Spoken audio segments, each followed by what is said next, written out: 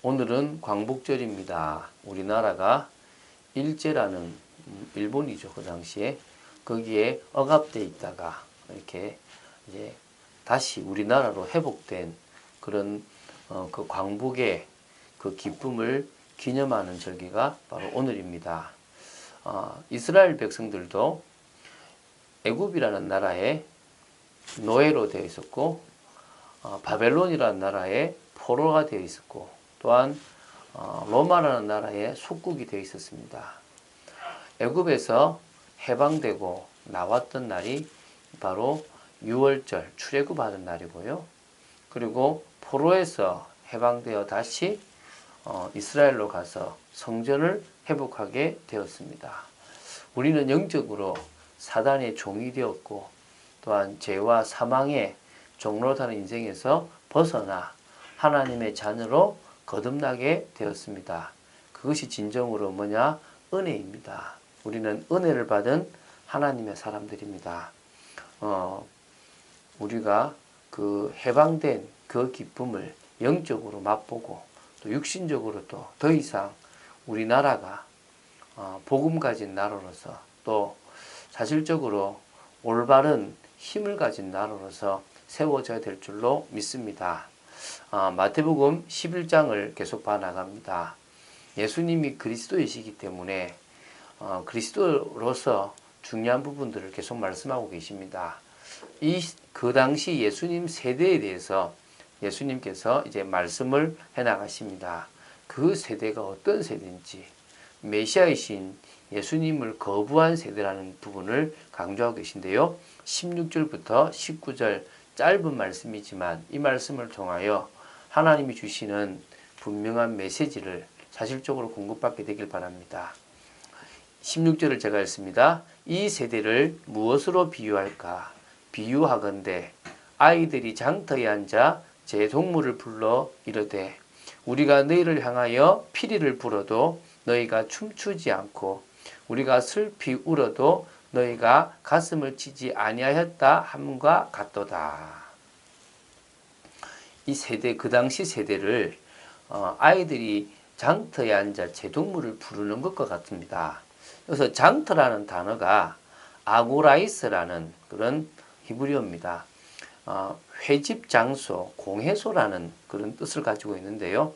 바로 이 장터라는 장소에서 교역을 했고 토론도 했고요. 재판도 하게 되었습니다. 그래서 특히 이 본문에서 이 단어가 복수 형태로 쓰여 있거든요. 가면 뭐냐면 당시 아이들이 장터들마다 북적거리는 그 사람들 틈에서 놀았다는 겁니다. 그런 부분들의 일상의 단면을 이 예수님이 비유로 쓴 겁니다. 다시 말하면 교육을 하고 토론을 하고 재판을 하는 그 장터에 사람들이 모여서 막 북적대고 있을 때 뭔 신기한 일이 있는 줄 알고 아이들이 막 이렇게 그 장소에서 놀았다는 겁니다. 우리로 말하면 옛날 마을에 잔치가 벌어지면 그 잔치에 아이들이 막 와서 떠들고 놀지 않습니까?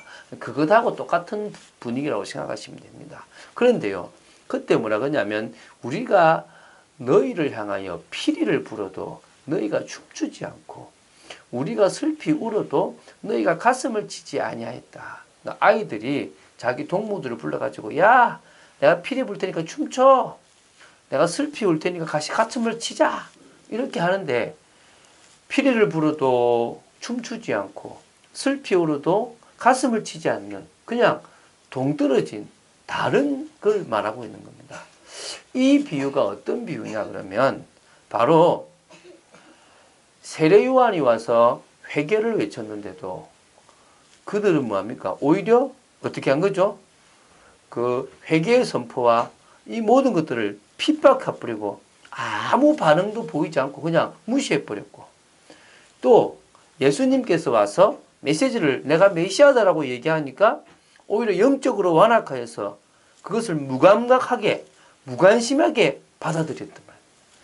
이 유대인들의 그 모습을 장터에 아이들이 노는 모습을 가지고 비유로 든 겁니다. 야, 저 장터 봐봐. 저 장터에 아이들이 피리를 부니까 다른 동물들이 막 춤추잖아. 근데 만약에 춤을 안 추면 어떨까? 막 어떤 아이가 막 슬픔에 울 때 같이 울고 있는데 그때 다른 사람은 가슴도 치지 않고 가만히 뭐만 있으면 어떨까? 너희들의 모습이 이 모습 아니냐?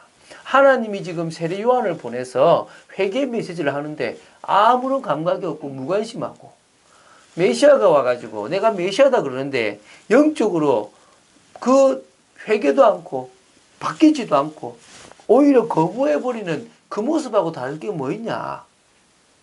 그게 지금 너희들의 모습이다. 이해가 되십니까? 그 당시에 메시아가 왔는데도 거부해버린 겁니다. 그래서 좀 더 설명합니다. 18절에요. 요한이 와서 먹지도 않고 마시지도 아니하매 그들이 말하기를 귀신이 들렸다 하더니 인자가 와서 먹고 마시매 말하기를 보라 먹기를 탐하고 포도주를 즐기는 사람이요 죄인과 세리와 죄인의 친구로다 하니 지혜는 그 행한 일로 인하여 옳다함을 얻느니라. 이제 오히려 뭡니까? 요한이 와서 탁 안 먹고 마시지도 않으면서 금욕이죠. 회개를 위한 거 아닙니까? 그러면서 회개를 외치니까 저 귀신 들려서 저러는 거야 라고 하면서 자기들을 합리화해버리지만은 오히려 인자가 와서 이제 신랑이 왔으니까 얼마나 즐겁습니까? 먹고 마시고 기뻐하는데 오히려 그들은 뭐합니까? 왜 금식도 안 하고 보라 먹기를 탐하는데 포도주도 즐기네. 저 봐라 세리하고 친구고 죄인의 친구다. 이렇게 이야기한다는 거죠. 이게 뭡니까? 얼마나 어리석은 겁니까? 지금 잘못하면요 여러분들의 모습이 이럴 수 있습니다. 회개할 시기에 회개하시기 바랍니다. 기뻐할 시기에 기뻐하시기 바랍니다. 은혜 받을 시기에 은혜 받으시기 바랍니다. 사람들은요 자기 위주입니다. 세상 위주입니다. 이익 위주입니다. 그래서 실패하는 겁니다. 하나님이 하시는 말씀 위주로 가시면 됩니다. 하나님이 기뻐하면 기뻐하면 되고요. 하나님이 회개하라면 회개하면 됩니다. 하나님의 말씀 속에서 우리는 은혜 받으면 되는 겁니다. 그러지 못하다는 거예요. 그래서 뭐라 그럽니까? 지혜는 그 행한 일로 인하여 옳다함을 얻느니라. 여러분 지혜로운 건 뭡니까? 여러분들이 행한 걸 보고 여러분들이 지금 옳다함을 받기도 하고 틀리다함을 받기도 합니다. 그게 지혜입니다. 여러분들이 정말 하나님의 그 지혜 속에서 여러분들의 판단이 올바른 판단 되기를 여러분이 올바른 판단할 수 있는 지혜가 있게 되기를 예수님의 이름으로 축원드립니다. 이 시대가 어떤 시대입니까? 하나님의 계획과 하나님의 뜻에는 관심 없습니다. 제가 어제 한 분 만났습니다. 우리 그 공무원인데요. 16년 교회 생활했대요. 물론 3년 신앙생활이 아주 은혜 속에 있었는데요. 그런데 중요한 거는요. 전도 못해요. 중요한 것은요. 복음 못 전해요. 하나님의 계획과 상관없어요. 목사님 그래도 제가 16년 했는데요. 이분 축구를 잘하고 좋아하거든요. 회장님 10년 축구했는데 이 사람 헛했구나 잘했구나 구분합니까 못합니까? 진짜 축구를 알아가지고 팀워크 딱 해가지고 하는 사람하고 혼자서 볼 그냥 몰고 하는 사람하고 표현합니까? 알지 않습니까? 16년 교회 다니는 게 중요한 게 아닙니다. 하나님이 원하시는 걸 딱 준비하는 게 중요합니다. 다녀보면 뭐합니까? 엉뚱한 거 하는데 열심히 믿는다 하면 뭐합니까? 하나님과 방향 맞추지 않는데 맞추십시오. 지금부터 준비하십시오. 많은 사람들이 직장 들어가려고 그렇게 많은 준비하는데 하나님이 원하시는 이 전도하고 언약이 이루는 데는요. 아무 준비하지 않지 않습니까? 그거거든요. 여러분 지금도요. 모든 민족에게 복음이 전거되어야 끝이 옵니다. 그래서 하나님은 그 일을 위하여 지금도 당신의 모든 일들을 진행해 나가십니다. 믿으십니까? 이 일을 하려고 하는 전도자에게 이 시대를 맡깁니다. 하나님은 그 전도자의 인생을 책임지십니다. 오늘 믿으시기 바랍니다. 그리고 따라가시기 바랍니다. 진정으로 우리는 이 시대에 종말 시대에 있는 징조들을 봐야 됩니다. 전쟁, 기근, 재난, 또 여러 가지 이 하늘의 징조들을 보면서 일어날 거구나를 아셔야 됩니다.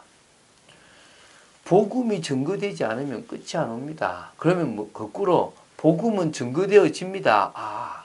그리고 이스라엘 나라도 회복되어집니다. 여러 반역의 징조들, 적그리스도의 일들이 일어날 것입니다. 대환란도 일어날 것입니다. 그러나 복음 증거하는 전도자를 막을 수 없고 또 복음이 증거되지 않으면 끝이 오지 않습니다. 그리고 믿음을 가진 그 사람은 절대 망할 수 없습니다. 그래서 참빛교회, 또 우리가 아는 이 교회는요, 응답받는 교회가 될 것입니다. 선교 센터의 축복을 누리려고 기도하고 있습니다. 하나하나 준비하려고 합니다. 하나님이 기뻐하시는 다민족 선교를 놓고 기도부터 시작하려고 합니다.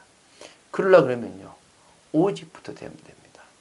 하나님은 우리가 오직 되기를 원하십니다. 왜? 모든 문제 해결자는 오직 예수 그리스도밖에 없습니다.